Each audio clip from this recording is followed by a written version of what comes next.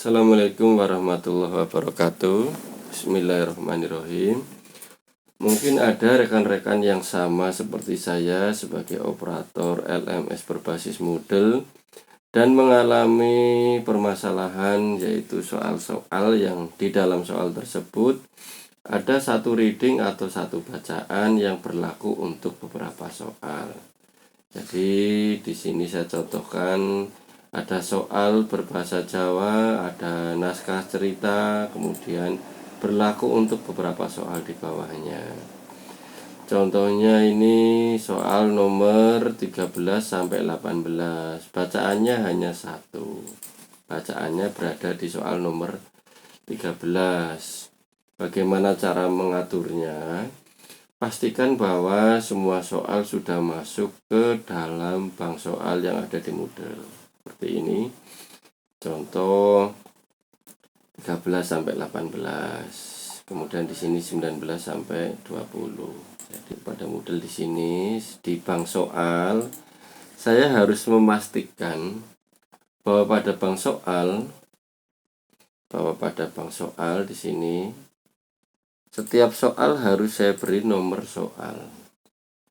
Nama soal nomor 1, petikan tentang, kemudian ada soalnya.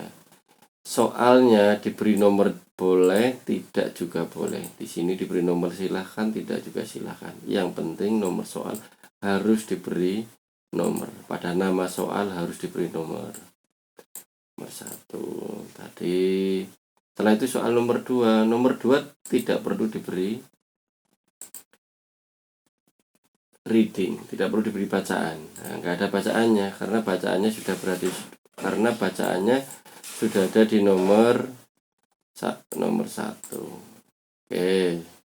Contohnya ini soal nomor 13 sampai 18. Berarti bacaannya ada di nomor 13. Bacaannya ada di nomor 13 ini. Ini bacaannya. Pada nomor 14 berarti tidak ada bacaannya. Nomor 14, 15 sampai 18 itu sudah tidak saya pasang bacaan. Yang penting pada nama soal ada nomor soal. Oke. Nah, sekarang yang perlu dilakukan adalah melakukan setting kuis. Jadi membuat penyetingan kuis seperti ini. Perlu kita cek lagi tipe-tipe soalnya. Jadi reading seperti ini dipakai untuk soal nomor berapa.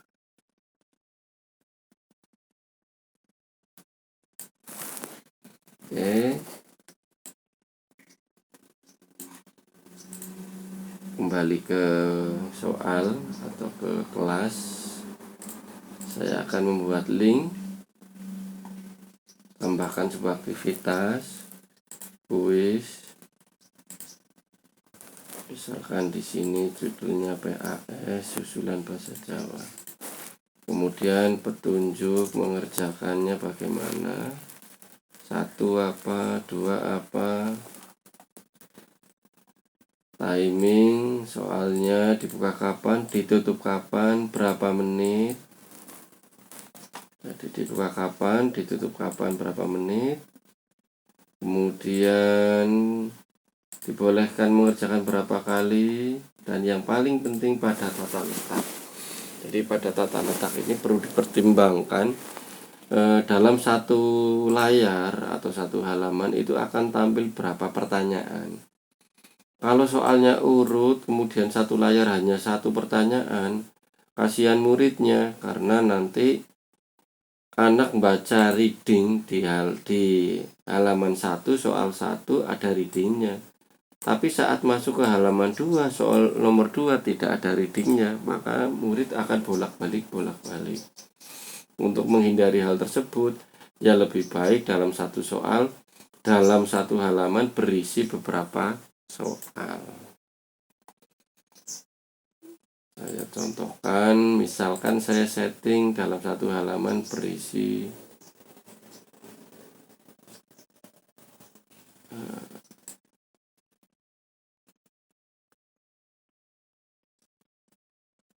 15 soal. Dalam satu soal berisi 15 soal misalkan.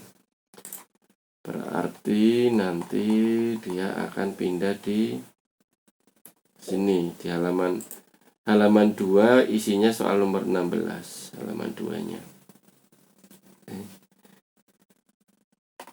Oke, berarti nanti ada yang perlu dipotong di sini.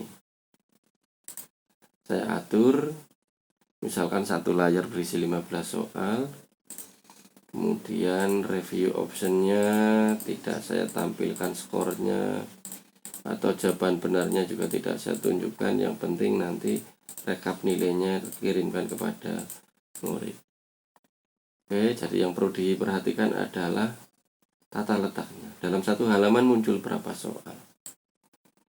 Oke, simpan. Oke, sampai di sini. Lanjut di edit quiz, tambahkan pertanyaan. Ditambahkan pertanyaan, yang perlu diperhatikan adalah ambil soal nomor 1, kemudian nomor 2, nomor 3, 4, 5, 6, 7, 8, 9. Nomor 10-nya nanti mengambilnya. Masukkan dulu 1 sampai 9 berada di halaman 1. Kemudian tambahkan from question bank soal nomor 10, 11, 12, 13, 14, 13 dan seterusnya tidak perlu nanti, biar halaman 1 berisi 1 sampai 12. Karena pada halaman 2 ini ada readingnya. Maka saya masukkan soal nomor 13. Oke. From question bank ini di sini saya contohkan 1, 13, 14, 15, 16, 17, 18, 19, 20, 21, 22, 23, 24, 25 misalkan. Nah, sampai sini. Nah, ini ternyata 13-nya berada di halaman 1, maka saya pindahkan 15 masuk di halaman 2, 14 di halaman 2, 13 di halaman 2. Jadi halaman 1 walaupun di setting 15 soal, saya hanya menampilkan 12 soal. Setelah itu pindah ke halaman 2. Halaman 2 isinya soal nomor 13, 14, 15, 16, 17 sampai 25. Coba dicek lagi. Di sini 19 sampai 25. 19 sampai 25 di sini. Berarti benar halaman 2 berisi 13 sampai 25 saja. Selanjutnya saya tambahkan from question bank halaman 26, 27, 28, 29, 30. Adakah reading di bawahnya? Oke, ternyata tidak ada. Maka bisa saya lanjutkan seperti ini. 39, 40. Oke, tambahkan. Cek halaman 2, 1 sampai 27. Oke, aman. Halaman 3, 28 sampai 40. Oke, dengan demikian hanya terdiri dari 3 halaman, total tertingginya 100. Di sini perlu diperhatikan kocok pertanyaan ini jangan dicentang, karena kalau dicentang percuma saja diurutkan 1 sampai 40. Oke, halaman 1 sampai 12. Walaupun tadi sudah saya setting 15 soal, saya hanya menampilkan 12 soal. Setelah itu pindah halaman. Oke, pastikan ini tidak dicentang. Kocok pertanyaan atau shuffle question jangan aktif. Setelah itu simpan.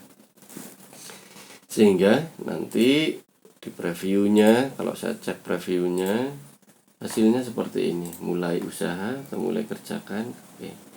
Halaman pertama soal nomor 1 sampai soal nomor 12. Ini 8, 9 ketemu 9, 10 ketemu 10, 11 ketemu 11, hanya sampai 12 saja. 13 sudah di halaman berikutnya. Ini soal nomor 13 sampai 18, 19 sampai 25. sampai halaman 27 baru pindah halaman